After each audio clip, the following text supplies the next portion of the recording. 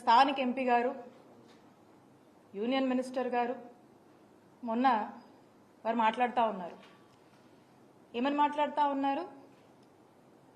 ఆరోగ్యశ్రీకి డబ్బులు లేవని, పేషెంట్లకు వైద్యం అందించలేమని, నెట్వర్క్ హాస్పిటల్కి డబ్బులు ఇవ్వలేమని, అందరూ ఆయుష్మాన్ భారత్ కార్డులు తీసుకోవాలని చెప్పి వారు మాట్లాడుతూ ఉన్నారు. అసలు ఇక్కడ నాకు ఒక అనుమానం అనిపిస్తూ ఉంది. కూటమి ప్రభుత్వంలోని ముఖ్యమంత్రి చంద్రబాబు నాయుడు గారు ఏమైనా వారి మనస్సులో ఉన్నటువంటి మాటల్ని మరి ఈ మంత్రుల ద్వారా ఏమన్నా ఎక్స్ప్రెస్ చేయిస్తున్నారా అనేటువంటి అనుమానం కూడా మాకు కలుగుతూ ఉంది. ఏమని? హెల్త్ వాళ్ళకంత ప్రయారిటీ కాదని,